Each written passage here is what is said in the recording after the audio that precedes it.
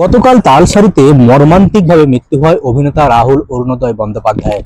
ঠিক তার মৃত্যুর কিভাবে ঘটলো, কিভাবে তিনি উদ্ধার হলেন, পুরো বিষয়টিই কিন্তু ছিলেন এখানকার যে স্থানীয় মৎস্যজীবী একজন ভগীরথ জানা। এই ভগীরথই কিন্তু অভিনেতা এবং নায়িকাকে উদ্ধার করেছে। পুরো বিষয়টি তার কাছ থেকে জানাবো, ঘটনাটা ঠিক কি হয়েছে, কখন হয়েছে, তিনি কিভাবে উদ্ধার করলেন। গতকাল যখন ঘটনাটা ঘটে ঠিক সময়টা কি ছিল এবং কিভাবে ঠিক ঘটনাটা ঘটলো?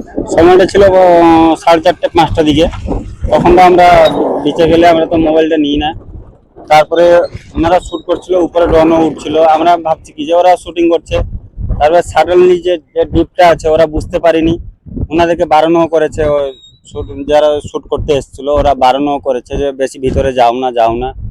নায়িকাও শাড়ি পরেছিল, যে শাড়িতে জানো তো জলে শাড়িতে জলটা একটু বেশি লাগে। তখন জোয়ারটাও বাজছিল, ওটা যদিও ওটা হচ্ছে মোহনা দিকে ওরা গেছিল, ওখানে শ্যুটটা চলছিল। একটা সেকেন্ড শিফটটাই, ফার্স্ট শিফটটাই সেকেন্ড শিফটটাই চলছিল।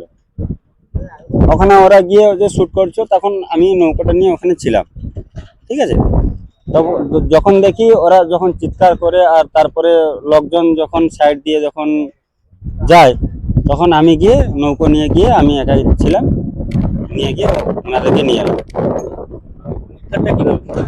আমি নৌকো নিয়ে গেলাম, নৌকো নিয়ে গিয়ে মানে সাডেনলি জলে জাম্প করলাম। কেন বলুন তো, ওখানে তো নৌকোতে তুলতে পারবো না, ওখানে আমি একা। ওনারাও 5-6 জন গেছিল, ওরাও পারিনি। কেন সাঁতারটা তো সবাই বুঝতে পারে না, মানে সবাই তো সাঁতার তো কাটতে পারে না।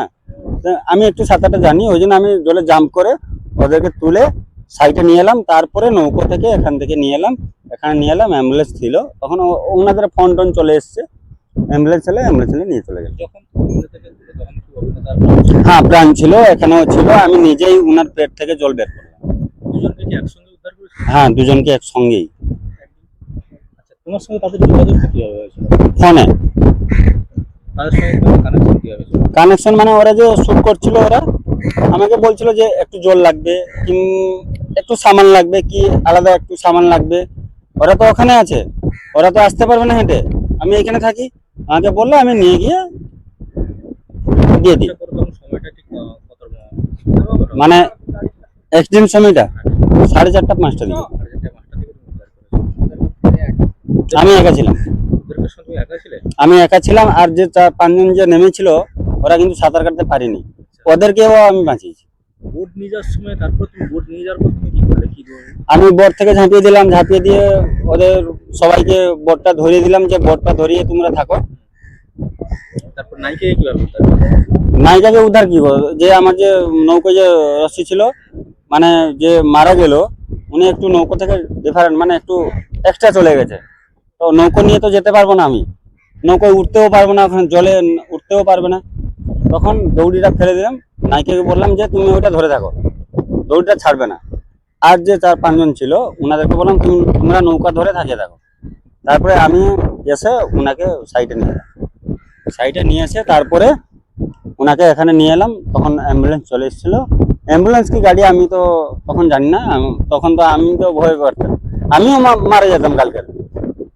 আমিও জল খেয়েছি, 4-5 গুট জল খেয়েছি, আমিও মারা যেতাম। গতকাল অভিনেতাকে যে উদ্ধারের ভয়াবহ দৃশ্য, সেই দৃশ্যের কথা শোনালো এখানকার মৎস্যজীবী ভগীরথ জানা। তার কথায় তিনি সাঁতরে গিয়ে অভিনেতাকে উদ্ধার করেছেন। উদ্ধারের সময় তিনিও বেশ কিছুটা সামুদ্রিক জল খেয়েছেন। পুরো দৃশ্যেই শোকাস্তব্ধ গোটা তালসারির এই সমুদ্র সৈকত। উড়িষ্যার তালসারি থেকে মদন মাইতির রিপোর্ট, লোকালিটি বাংলা।